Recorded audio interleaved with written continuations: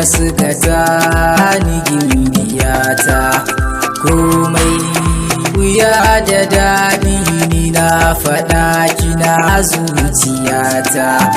Ni za na baki komai na mallake ki sarauniyata, zan so a ce ki dawo gare ni sirrin zuciyata.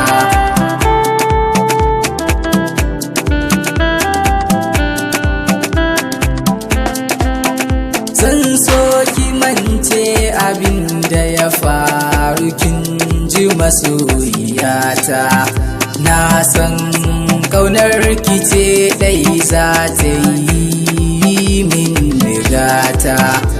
Rashin ki ajabu da ni sai sa na yi mauta, ki ce kin yo na'am da ni kin ji masoyiyata.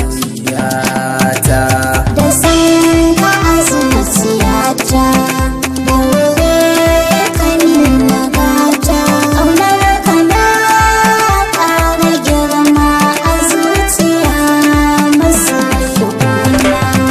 Na san da na yi kure amma afuwar ki nake bukata, kimin nilamunin ƙauna ki wanke zuciyata.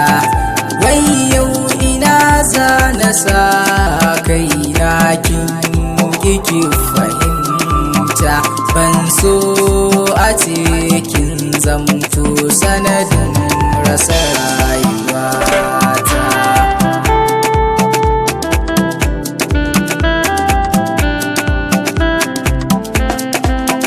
Na yarda na amince ni ma da san ka zuciyata, amma abin da kai min ne yasa na fahimta.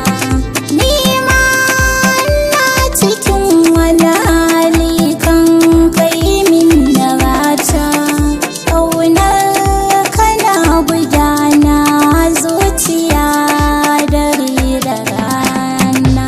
Da san ka a zuciyata, da wuri ka nuna gata, ƙaunar ka na ƙara girma a zuciya masoyina.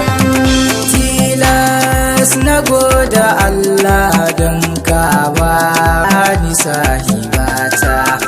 Ni ma na gode Allah ka bar min sirrin zuciyata. Sai ni godiya ga buwayi mai dare da rana.